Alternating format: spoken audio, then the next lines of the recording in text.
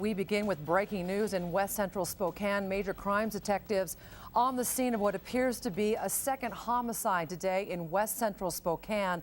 A body was discovered at the home on the 2300 block of West Broadway this afternoon. We have a KXOI4's Annie Bishop. She'll be live with us from the scene there in just a minute. And investigators think another homicide also in West Central Spokane today. A man was found dead in an alley. Authorities believe that he may have been committing burglary when he was killed. The victim's body found at Bridge and Cannon about 8 o'clock this morning. That's where KXOI4's Humphrey has the latest on the investigation. And Dean, residents report hearing gunshots here about 4:30 this morning in a neighborhood that has been recently hard hit by car prowling. So it is possible that the victim was out actually breaking into other vehicles when either his partner or someone who lives in this area killed him here in this alley.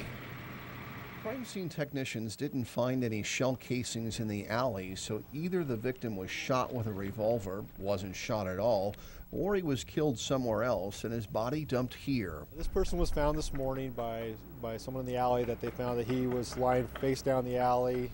They called for paramedics and they discovered that he was dead in the alley. Spokane's medical examiner took the temperature of the victim's internal organs to help detectives determine his time of death. The man was apparently killed while it was still dark because a woman who lives in this home feels she inadvertently ran over the victim while heading to work. We're still looking into that.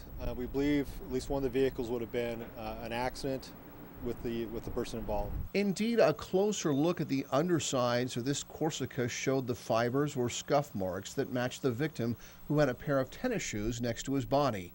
Detectives think they know who he is and that he has a criminal history. Now they're trying to figure out what he was doing and who he was with the last hours he was alive. Several major crimes detectives investigating the scene and following up to see where this person was at last night and who was with him last and how he ended up here. It's possible the victim was killed by a fellow crook, but he may also have met up with an unhappy homeowner who took matters into their own hands.